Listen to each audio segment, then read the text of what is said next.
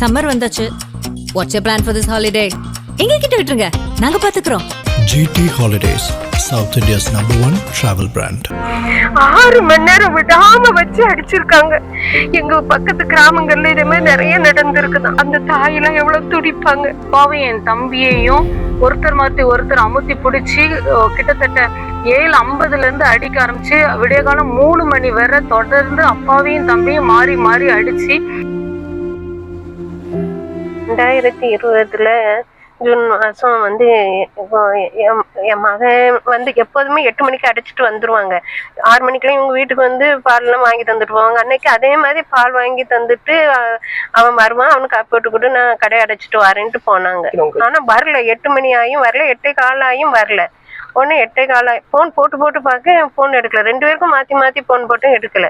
அதுக்கப்புறம் தான் எங்க குழந்தைனுக்கு போன் போட்டு அவங்க வீட்டுக்கு வந்துட்டாங்க. அவங்ககிட்ட சொன்ன உடனே அவங்க என்ன பண்ணாங்க, உடனே போய் பார்த்துட்டு வந்தாங்க. பார்த்துட்டு வந்து இப்படி பிரச்சனைன்னு அவங்களும் சொல்லலை. 9 மணிக்கு மேலதான் என்கிட்ட சொன்னாங்க.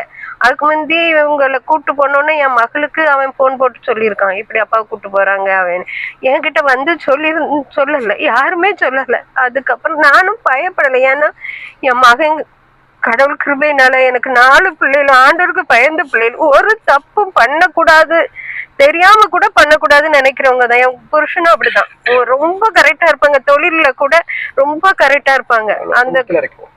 அந்த கொரோனா டைம்ல கூட எங்க பண்ண அடிக்கிற ஆட்கள் வேலை செய்யலன்னா அவங்களுக்கு வருமானம் வராதுன்னு நினைச்சு காட்டுக்குள்ள தானே ஒத்தையா பண்ண அடிக்க விட்டு அப்பெல்லாம் அந்த பணம் கொண்டு அந்த சம்பளம் கொண்டு கொடுத்துட்டு வருவாங்க. பக்கத்து கிராமத்துல போய் வீட்டுல கொண்டு அவங்களுக்கு சம்பளம் கொடுத்துட்டு வருவாங்க. அப்படி கரெக்டா இருப்பாங்க.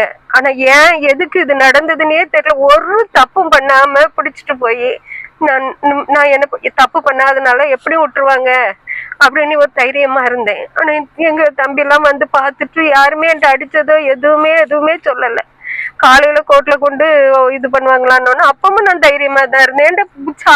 சாரம் கேட்டாங்க, போர்வை கேட்டாங்க. நானும் அப்ப என்ன நினைச்சேன்னா நைட்டு வெள்ளை வெட்டி கொடுத்து தூங்க மாட்டாங்க, அதனால சாரம் கேட்காங்க. கொசு கடிக்கும், அதுக்காக போர்வை கேட்காங்கன்னு தான் நினைச்சேன். இவ்வளவு ரத்தம் போகும் நான் நினைச்சு கூட பார்க்கவே இல்லை. 6 மணி நேரம் விடாம வச்சு அடிச்சிருக்காங்க. எப்படிதான் அவங்களுக்கு மனசு வந்ததோ தெரியல. அவங்களுக்கும் பிள்ளைகள் இருக்கு, அவங்களுக்கும் கூட பிறந்தவங்க தகப்ப எல்லாம் இருக்காங்க. எப்படி அடிச்சாங்கன்னே தெரியல. 6 மணி நேரம் மனசாச்சே இல்லாம அடிச்சு கடைசியில செத்து போயிட்டாங்க. நான் இன்னைக்கு என் வீட்டுல இருக்க முடியாம நான் ஒவ்வொரு பிள்ளைங்க வீட்டுல நான் இப்படி இருக்கிறேன். என் நிலைமை என்னை மாதிரி யாருக்கும் வரக்கூடாது. எனக்கு அதான் முக்கியம். என்ன மாதிரி யாருக்குமே வரக்கூடாது. எங்க பக்கத்து கிராமங்கள்ல இதே மாதிரி நிறைய நடந்திருக்குதான். அந்த தாயெல்லாம் எவ்வளவு துடிப்பாங்க. நிச்சயமா எல்லாருடைய கண்ணீருக்கு ஒரு பதில் கட்டாயம் வேணும். அது அதிகபட்சமான தண்டனை கிடைக்கணும். அதான் என் விருப்பம். இப்ப கடந்த 6 வருடமா வந்து இந்த வழக்கு நடைபெற்று வந்திருக்குமா? இன்னைக்கு வந்து தீர்ப்பு வரக்கூடிய இருக்கு. இன்னைக்கு நீங்க எப்படி இந்த நாளை பாக்குறீங்க? எனக்கு இந்த நாளை நினைச்ச ரொம்ப கஷ்டம். எனக்காக எவ்வளவோ பேர், எங்களுக்காக இந்த காரியத்துக்காக நிறைய பேர் போராடுனாங்க. தேவன் எனக்கு இந்த தீர்ப்பை தேவன் தான் இவ்வளவு நடத்தினார். எதுக்காக ஒப்பு கொடுத்தாருன்னு எனக்கு தெரியாது. ஆனா இந்த 6 வருஷம் ஆண்டவர் நடத்தி இன்னைக்கு ஒரு நல்ல தீர்ப்பை தேவன் தருவார் ஜட்ஜ் மூலமா.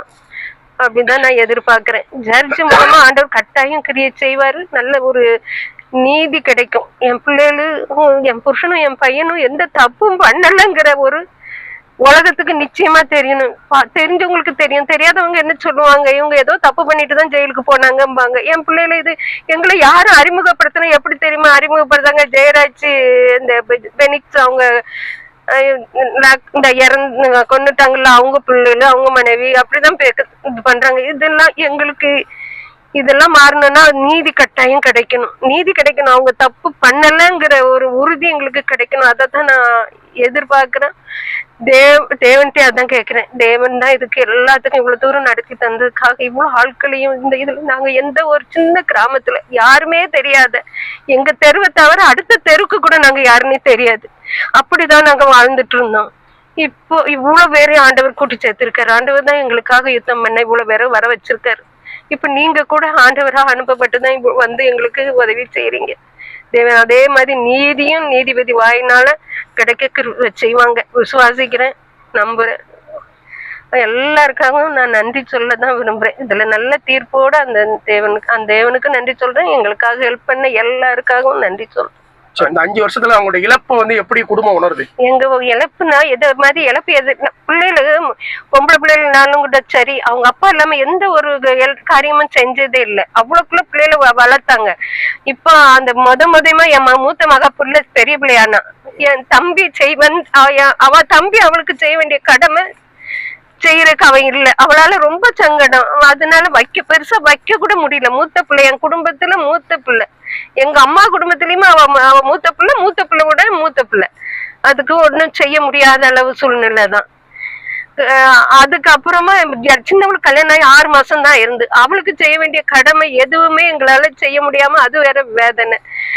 3 பிள்ளைகளுக்கும் தாப்பனும் இல்ல, இருந்த தம்பி இல்லன்னா பிரச்சனை இல்லை, கடவுளுக்கு தந்து அத அநியாயமா கொண்டுட்டதுனால 6 வருஷமும் ஒவ்வொரு பிள்ளைகளும் ஒவ்வொரு நொடியும் இந்த என்ன தீர்ப்பு வரும்னு எதிர்பார்த்துட்டு இருக்கிறது இழந்து போயிட்டோமே, அதுவும் சித்திரவதைப்படுத்தி இறந்துட்டோமே ஒவ்வொரு நாளும் பிள்ளைகள் கண்ணீர் வடிக்காத நாளே இல்லை. ஏன் எதற்கு அம்மா கஷ்டப்படக்கூடாதுன்னு என்ன தேட்டுவாங்க. ஆனா ஒவ்வொரு ஃபங்க்ஷன்லயும் பிள்ளைகள் கண்ணீரோட தான் நிற்பாங்க.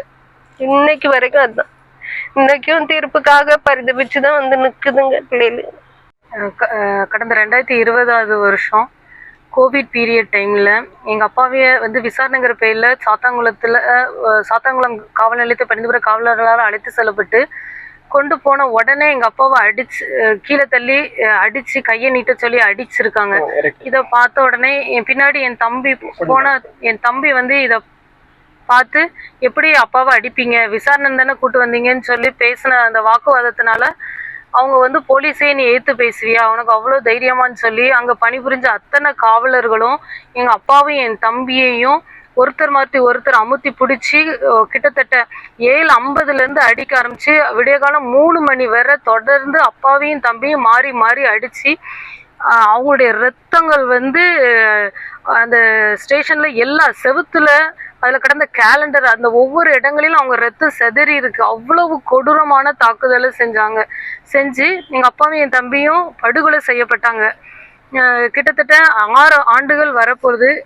நாங்கள் இந்த 6 ஆண்டுகள் இதற்கான சட்ட போராட்டங்கள், அதிகமான போராட்டங்கள். இதனால அதாவது நம்ம வந்து வீட்டுக்குள்ளேயே இருந்து நாங்கள் வளர்ந்த ஆட்கள், வெளி உலகமே தெரியாம. ஆனா எங்க அப்பாவும் என் தம்பியுடைய இழப்புக்கு பிறகு நாங்க ரொம்ப அவ்வளவு அவங்க 2 பேரும் இல்லாத ஒரு உலகத்தை ஃபேஸ் பண்ற நிலைமை வந்தது. அதுல நிறைய கஷ்டங்கள், பிறருடைய பேச்சுகள் எல்லாத்தையும் கேட்டு இந்த 6 வருட காலங்கள் நாங்க கடந்து வந்திருக்கோம். இன்னைக்கான எங்களுக்கான நீதி கிடைக்கும்னு சொல்லி நம்பிக்கையில நீதிமன்றத்துக்கு நாங்க வந்திருக்கோம். இந்த 6 வருடம் எங்க அப்பா தம்பியுடைய மரணங்கிறது எங்களுடைய உயிரோல இருக்கிற நாள் வரை அவங்கள வந்து எங்களை வாழ்க்கையில அந்த வேதனை வந்து மாறவே மாறாது. எங்க அப்பா தொட மேல ஏறி நின்னது, என் தம்பியை வந்து அவனுடைய ரத்தம் சிந்தினது, அவனுடைய பனினை கலட்டி தொடைக்க வச்ச கொடூரத்தெல்லாம் செஞ்சவங்க இந்த சாத்தாங்குளத்துல பணிபுரிஞ்ச இந்த 10 காவலர்கள். அதுல ஒருத்தர் மரணம் அடைஞ்சிட்டாரு. இந்த 9 பேரும் இப்போ குற்றவாளி இப்போ மதுரை ஜெயில இருக்காங்க. நாங்க வந்து இவங்களுக்கு வந்து என்னன்னா உச்சபட்ச தண்டனை கொடுக்கணும்னு சொல்லி தான் எங்களுடைய விருப்பம். ஏன்னா இதுக்கப்புறம் ஏகப்பட்ட கஸ்டடி நடந்துச்சு. இவங்க வந்து என்னன்னா இவங்களுடைய அதிகாரத்தை பாமர மக்கள்கிட்ட, இவங்களால பெரிய பெரிய பணக்காரங்கிட்ட யார்ட்டையும் இவங்களால காமிக்க முடியாது.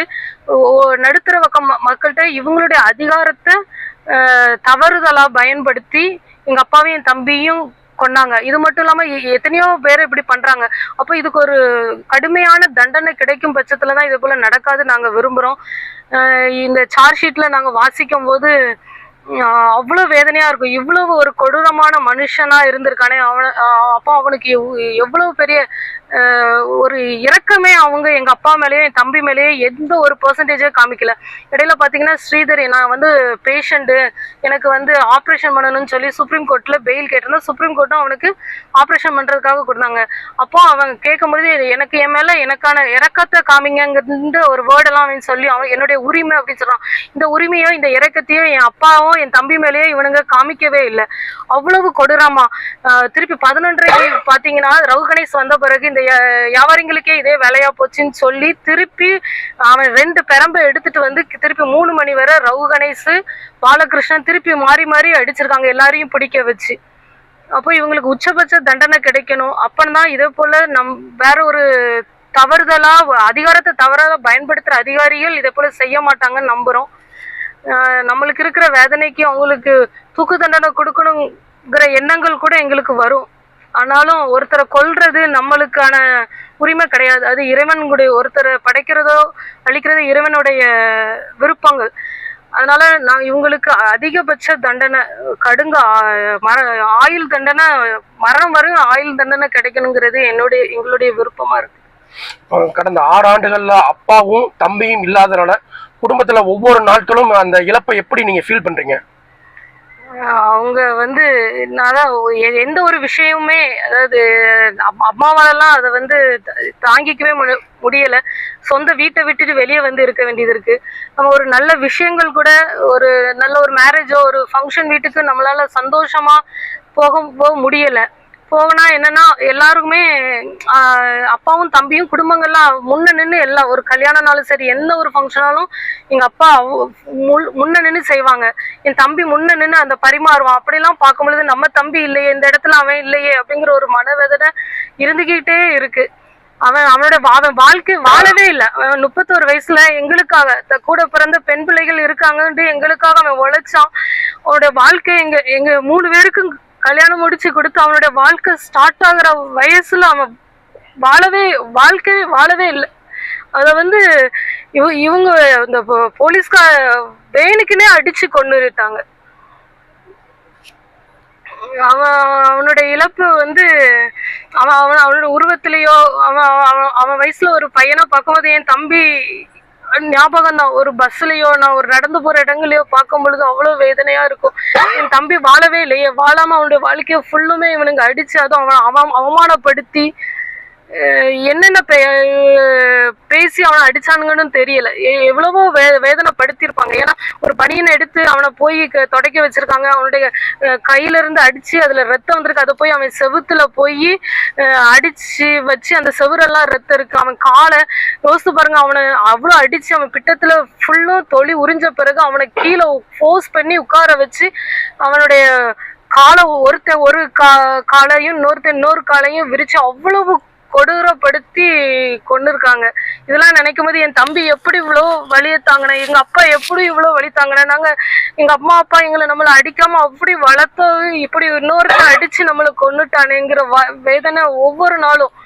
இது வந்து அலாதுமா தூங்குற நாட்களே கிடையாது. ஒவ்வொரு நாளும் நம்மளுக்கு 11:30-12 மணின்னா, ஏன்னா டெய்லி என் தம்பி எங்ககிட்ட பேசுவான், எங்க அப்பா எங்ககிட்ட டெய்லி 10 மணிக்கு மேல பேசுவாங்க. அந்த டைம் வரும்போதே இப்ப அப்பா இருந்தா நம்மளுக்கு இப்போ வீடியோ கால் பண்ணி பிள்ளைகள்கிட்ட எல்லாத்தையும் பேசுவாங்களே, அப்படி இருக்கு. என் பொண்ணுக்கு ஏஜட்டம் பண்ணா அவளுக்கு சந்தோஷமா தாய்மாமா வந்து செய்யறதுக்கு அவன் தாய்மாமா இல்லை, எங்க அப்பா இருந்தா எனக்கு எவ்வளோ இதா செஞ்சுப்பாங்க. நம்மளுடைய தமிழ்நாட்டு கலாச்சாரம் அப்படிதான். நம்ம தாய்மாமா பொண்ணு ஏஜட்டம் பண்ணும்போது அது ஃபங்க்ஷன் வச்சு அது வந்து எவ்வளோ இது இருந்தாலும் அது ஒரு மிகப்பெரிய சந்தோஷம் நம்ம குடும்பங்கள்ல. அது ஒண்ணுமே எங்களுக்கு கிடைக்கல. வேதனையோட தான் காலங்கள் நாங்க நகண்டு கொண்டு இருக்கிறோம். கடந்த 6 ஆண்டுகள் இந்த வழக்கு விசாரணைக்கு வந்து போகும்போது காவல்துறையினுடைய நடவடிக்கை எப்படி பார்த்தீங்க? அவங்க குற்றவாளிகளுக்கு அவங்க சாதகமா தான் இருப்பாங்க. இங்க நாங்க வரும்பொழுது நம்மள எந்த டிஸ்டர்ப் பண்ணல. ஆனா வந்து குற்றவாளிகளுக்கு அவங்க ஃப்ரீடமா இருக்கிறதுக்கான எல்லாமே அலோவ் பண்ணுவாங்க. அப்போ சில வார்த்தைகள் நிறைய நேரங்களில் நான் கேட்டிருக்கேன். இந்த குற்றம் சாட்டப்பட்ட அந்த குடும்பங்க நாங்க வரும்போது பேசுறதோ மறிக்கிறதோ ஏதோ பண்ணாங்கன்னா, நம்மெல்லாம் ஒரே குடும்பம் இல்ல, அதனால அப்படி அந்த ஒரே குடும்பம் இன்னும் வர அவங்க ஒரே குடும்பம் அப்படிங்கிற ஒரு சப்போர்ட்டு குற்றம் சாட்டப்பட்ட காவலர்களுக்கு இப்போ பணிபுரிகிற காவலர்கள் அதிகமா உதவி புரியுறாங்க. இப்போ இன்னைக்கு சில மணி நேரங்கள்ல தீர்ப்பு வர இருக்குது. இந்த நாளை நீங்க எப்படி ஃபீல் பண்றீங்க? நம்மளுக்கு நம்ம நீதி கிடைக்கணும். நாம நினைக்கிறதே இனிமே இப்படி ஒரு குற்றங்கள் நடக்க கூடாது. நம்மளுக்கு அதிகாரம் கையில இருக்கிறது அதை வந்து நன்மைக்கு தான் பயன்படுத்தணுமே தவிர ஒருத்தர் அடிச்சு ஒரு குடும்பத்தை சீர்குலைக்கிற வேலையை செய்யக்கூடாது. அப்படி செய்யற அதிகாரிகளுக்கு ஒரு பயம் வர்ற மாதிரி ஒரு நீதி இருக்கணும். அதை தான் நாங்க விரும்புறோம். அதை தாண்டி ஏன்னா என்ன இது பண்ணாலும் எங்க அப்பாவும் என் தம்பியும் எனக்கு உயிரோடு இனி வரப்போறது இல்லை. இதே போல இன்னொரு ஒரு குடும்பங்கள் வேதனையில இப்படி மன வருத்தத்தோட அவங்களுடைய காலங்கள் ஃபுல்லும் வாழக்கூடாது, சீரழியக்கூடாது அப்படிங்கிறது அப்படி ஒரு எண்ணம் மட்டும்தான் மனசுல இருக்கு. நக்கீரன் டிவிக்கு சப்ஸ்கிரைப் செய்யுங்கள். உங்கள் ஆதரவே எங்கள் பலம். ஆசிரியர்களுக்கு நண்பனாகவும் மாணவர்களுக்கு ஆசானாகவும் திகழும் தேர்வு வழிகாட்டி. ஒவ்வொரு பாடத்திற்கும் அனுபவமிக்க ஆசிரியர்களின் துல்லியமான தெளிவான விடைகள். CNC இருக்கு, தேர்வு பயம் எதற்கு? இது தீரன் பப்ளிஷிங் ஹவுஸ் விற்பனை வெளியீடு.